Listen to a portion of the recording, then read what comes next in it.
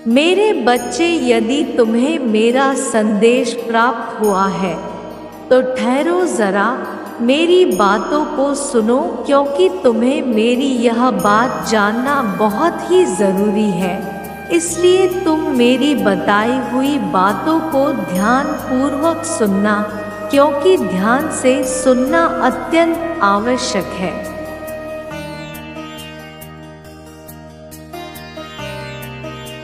तभी तुम्हें मेरी बोली हुई बातें समझ में आएगी कि इन बातों को समझना क्यों ज़रूरी है। इसलिए तुमको यह समझना बहुत ज़रूरी है। पहले तुम मुझे एक बात का जवाब दो कि यदि तुम्हारे साथ कोई ईमानदारी रखता है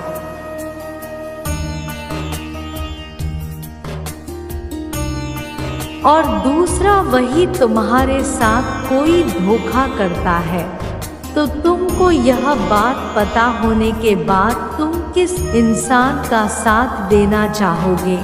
तुम्हारा हृदय किसकी तरफ खींचेगा? जिस प्रकार सही सही के साथ रहता है और गलत व्यक्ति की संगति में रहता है।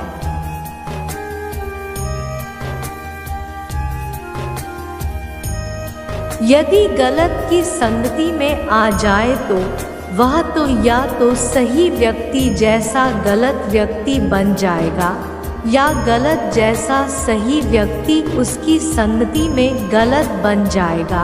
लेकिन दो अलग प्रवृत्ति के इंसान एक साथ नहीं रह सकते, क्योंकि उनको फल भी अलग अलग प्राप्त होते हैं।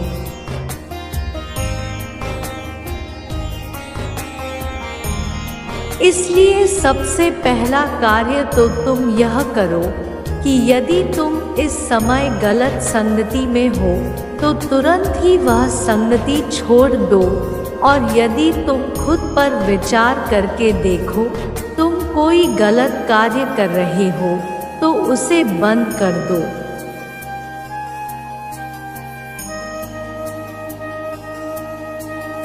इसके साथ ही आज से यह कार्य करना प्रारंभ करो, जिसमें पहला सुबह सूर्य निकलने से पहले उठना प्रारंभ करो।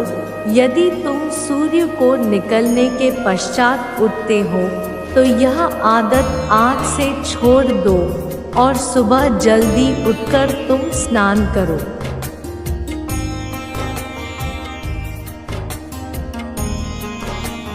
और एकाग्र में बैठकर तुम किसी भी अपने इष्ट देवता का स्मरण करते हुए अपने मन को शांत वातावरण में एकाग्र करना प्रारंभ करो, क्योंकि यह एकाग्र की शक्ति मेरे बच्चे तुम्हारे लिए बहुत ज़रूरी है। किसी भी काम को करने के लिए एकाग्र मन होना ज़रूरी है।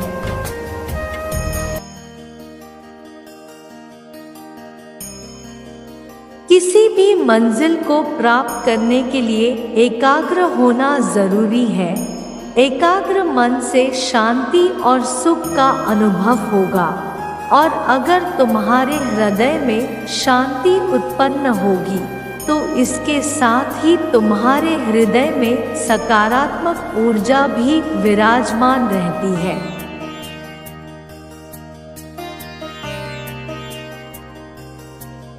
सकारात्मक ऊर्जा ही तुम्हारे जीवन की जो प्रारंभ से लेकर संध्या काल तक की दिनचर्या है उसमें एक ऐसी शक्ति उत्पन्न करती है, और तुम्हारे हाथों से सब अच्छे कार्य होंगे, तुम्हारे हाथों से सब सही कार्य होंगे, तुम्हारा जीवन भी अच्छे से अग्रसित होगा, उन्नति की तरफ जाएगा।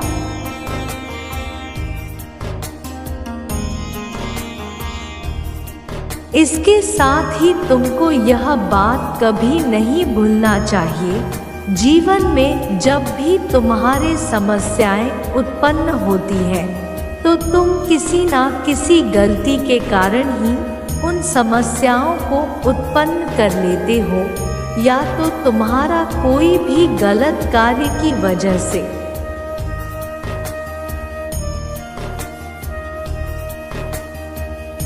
या हो सकता है तुम्हारा कोई ऐसा कार्य जो किसी देवता को रुष्ट कर रहा हो।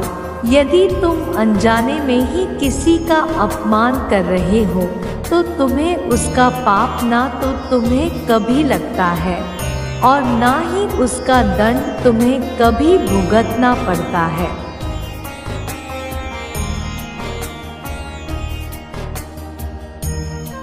क्योंकि उसका पाप होता ही नहीं है। लेकिन यदि तुम जानबूझकर किसी देवता का अपमान कर रहे हो या जानबूझकर किसी देवता को विरुद्ध कार्य कर रहे हो तो उसकी गलती की सजा तुम्हें समस्याओं के रूप में प्राप्त होती है।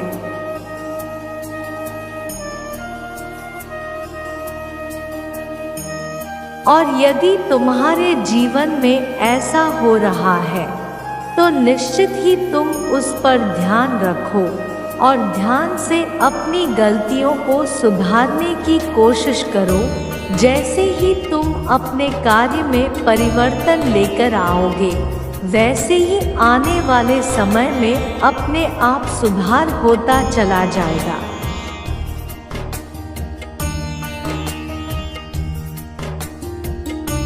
और तुम्हें स्वयं दिखाई देगा कि तुम्हारा समय परिवर्तन हो रहा है। जो समस्या है धीरे धीरे करके समाप्त होने लगेगी और तुम्हें स्वयं भी इस बात का अनुभव होगा कि हाँ, तुम्हारे कर्मों में परिवर्तन के कारण हुआ है। यदि इस बात को विश्वास रखकर करना प्रारंभ करोगे तो जीवन में सुधार होगा।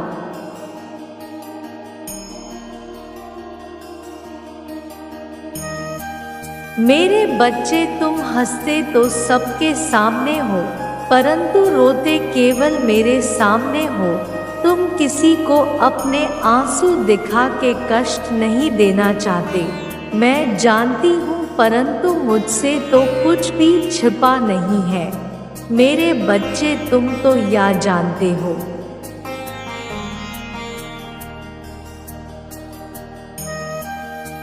भले ही इंसान को कष्ट का सामना करना पड़ता है क्योंकि एक अच्छा इंसान ही अपने साथ साथ दूसरों की तकलीफ को समझ पाता है और उनकी सहायता करता है, साथ देता है। कष्ट वह चीज़ है जो इंसान को निखार देता है।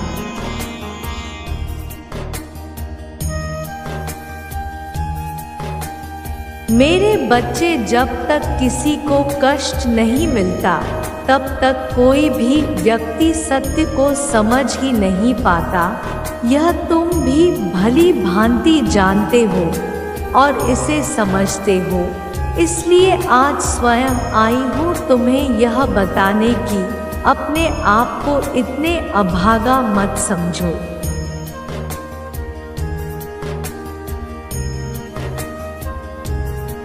मैंने तुम्हें यह कष्ट तुम्हारी चेतना को जागृत करने के लिए दिया है, मेरे शरण में आने के लिए दिया है, हर व्यक्ति और हर परिस्थिति को नज़दीक से अनुभव करने के लिए दिया है, जिससे तुम्हें सब स्पष्ट हो जाए और समझ में आ जाए।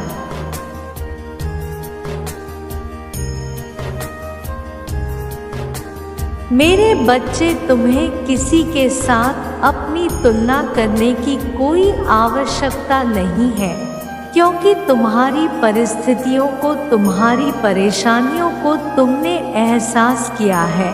इसलिए जो भी जानते हो, तुमने जो कुछ पाया है वह भी कितने परिश्रम और धैर्य के बाद पाया है।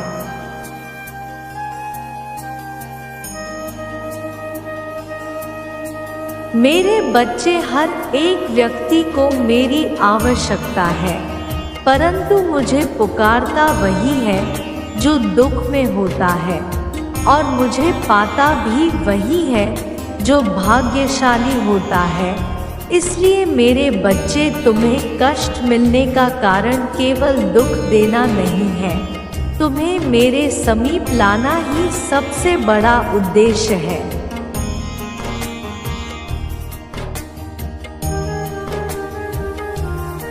मेरे बच्चे, मेरी बातों को समझो।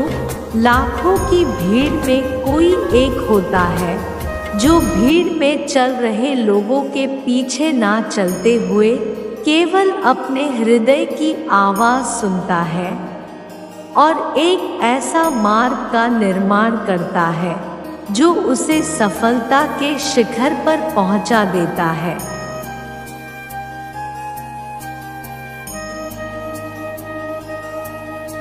मैं यही चाहती हूँ कि तुम उन भीड़ में ना रहो। तुम सबसे अलग हो, इसलिए तुम अपनी तुलना दूसरों से ना करो। कभी कभी जीवन में जो घटित हो रहा होता है, जो दिख रहा है, वही सच हो यह आवश्यक नहीं। इसके पीछे कहीं ना कहीं तुम्हारी भलाई छुपी होती है।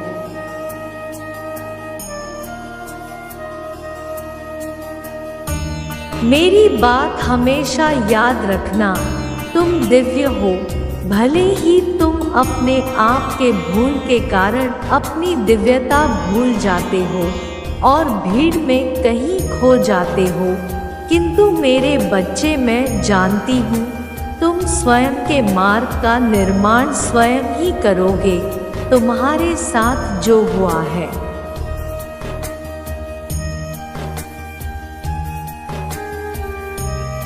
वह तुम्हारी चेतना को जागृत करने के लिए हुआ। तुम इस दुनिया को अस्पष्ट रूप से समझ सको। जैसे जैसे समय व्यतीत होगा सब समझ आ जाएगा। तुम्हारे साथ मेरा आशीर्वाद सदा ही रहता है।